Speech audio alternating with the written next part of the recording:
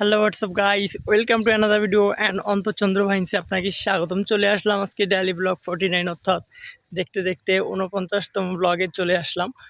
আর আজকে ব্লগটা হয়তো বা আপনারা অনেকেই চেনেন না, রাস্তাটা আমি বলে দিচ্ছি। তো আমি যাচ্ছি আমার দিদি বাসায়। আর আমার দিদির ফোনটা নষ্ট হয়ে গেছিলো, অর্থাৎ ব্যাটারি সমস্যা ছিল। এই জন্য ফোনটা ঠিক করার জন্য আর কি আমি আসছিলাম। ফোনটা ঠিক হয়ে গেছে ফাইনালি। এখন আমি ফোনটা নিয়ে আসছি। এখন বেশি না, কয়টা বাজে একটু বলে দিই আপনাদেরকে। এখন হচ্ছে 9:30 বাজে। আর এখন আমি যাচ্ছি দিদির বাসায়। তো সেখানে যাব, ফোনটা দিব, রেস্ট টেস্ট নিয়ে খাওয়া করে বাসায় চলে যাব। বাসায় মেহমান আছে।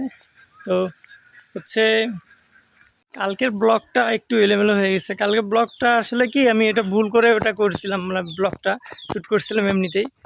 আর একটা আছে ওখান থেকে, অর্থাৎ কালকে মাসির বাসায় ছিলাম, ওখান থেকে বাসায় আসছি। তার একটা ভালো একটা ব্লগ করছিলাম, এডিটিং করছিলাম, বাট সঙ্গে একটা গেস্ট ছিল ফিমেল। তো তার পারমিশন না থাকায় আর কি ব্লগটা ছাড়তে পারেনি। বলতেছে যে ব্লগটা ছাড়া যাবে না, মানে তার কেউ দেখলে সমস্যা আছে, অর্থাৎ অন্য কোনো সমস্যা, মানে অর্থাৎ এমন না যে তার ভিডিও ছাড়া যাবে না, বাট তার পারমিশনটা আমি পাইনি। এই কারণে কালকের ভিডিওটা আমি ওই ব্লগটা ছাড়তে পারি নাই। তো আমি আন্তরিকভাবে দুঃখিত। বাট কারো পারমিশন ছাড়া আসলে ভিডিওটা ছাড়াই এলাও না। আর আমি চেষ্টা করি যত সম্ভব যত কম ভিডিও করার, অর্থাৎ পাবলিক প্লেসে ভিডিও করি না, যে এমন নাই যে এখনও পাবলিক প্লেসে রোডেই আছে, রাস্তায়। তো সবসময় আসলে সেইভাবে ভিডিও করা সম্ভব না, আপনারা বোঝেনই। আর আমি সেরকম কেউ না যে আমাকে সবাই চেনে, যে আমি বললে যে আমি ইউটিউবার আমাকে কেউ চিনবে না। এই কারণে মূলত আর কি আমি সেইভাবে ভিডিও করি না। আর আপনারা যদি সাপোর্ট এবং ভালোবাসা দেন, অবশ্যই আমি রোডে ঘাটে সবখানে ভিডিও করব। আমার ভিডিও করা অনেক দিন থেকে নেশা। তো তারপর অনেক কিছু মাথায় রেখে, ইয়াং বয়সটা বেশি একটা সুবিধার না, এই কারণে সবখানে ভিডিও করা হয় না। তো আজকের ব্লগটা দেখতে থাকুন। আমি দিদিকে বলছিলাম আলু ভর্তা ভাত করতে, সে আমার জন্য দেখেন কত কিছু করছে। আমি জাস্ট কল্পনা করতে পারিনি যে আমার জন্য সে এত কিছু রেডি করবে এত অল্প সময়ের মধ্যে। ফাইনালি দিদির বাসা থেকে বের হয়ে আসলাম। তো আজকে ব্লগটাতে আপনাদেরকে মেসেজ আমি এটাই দেব, ভাইয়ের প্রতি যে বোনের ভালোবাসা, বোনের প্রতি যে ভাইয়ের ভালোবাসা।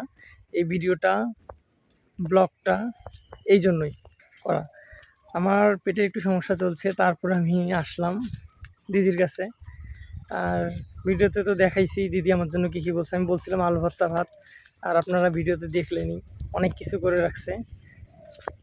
আমি শুধু এতটুকুই বলবো যে পৃথিবীতে মায়ের এবং বোনের ভালোবাসার উপরে কোনো ভালোবাসাই হয় না, এটা আপনারা মনে রাখবেন। হ্যাঁ, তারপরে আপনারা ধরে নিতে পারেন বউয়ের ভালোবাসা। তো আমি এতটুকুই বলবো যে বোনের ভালোবাসা আসলে অন্যরকম, অন্য কোনো ভালোবাসার সঙ্গে তুলনা করা ঠিক না, এটা বোকামি হয়ে যাবে। হ্যাঁ, মা তো মায়েরটা একটু সাইডে রাখলাম। মা ইজ বেস্ট। মায়ের ভালোবাসা, লাভ অনেক প্রিয়, তার উপরে হয় না। বাট ভাই বোনের যে ভালোবাসাটা, সেটা বলার কোনো অবকাশে রাখে না, মানে বলার মতো কোনো ভাষাই নেই যে কি পরিমাণে তাদের মধ্যে একটা ভালোবাসা থাকে। তো যাই হোক, অত গভীরে যাব না। আর আমি কোনো বিজ্ঞানীও না বা গবেষকও না যে আমি ওই বিষয়ের উপরে এত কিছু আপনাদেরকে বলতে, মানে আমার এক্সপিরিয়েন্স বা আমার মন থেকে যা আসতেছে একমাত্র সেই কথাগুলো আমি বলে যাচ্ছি। আর না, কিছু বলার মতো খুঁজে পাচ্ছি না। তো যাই হোক, আজকে ব্লগটা এখানে শেষ করে দিলাম। তো দেখা হবে ডেইলি ব্লগ কালকে। এটি হচ্ছে রংপুর তিস্তা ব্রিজ। আর একটু পরে আমি আপনাদেরকে একটা গাড়ি দেখাবো ভিডিওতে। আপনারা কমেন্ট করে বলবেন যে এটা কী গাড়ি এবং এই গাড়িটার দাম কীরকম হতে পারে। গাড়িটা আমার ভালো লাগছে, আর গাড়িটা একটু কার্টুন টাইপের লাগছে। গাড়িটা আসলেই কার্টুন টাইপের লাগলো আমার কাছে, গাড়িটা ভালো লাগছে।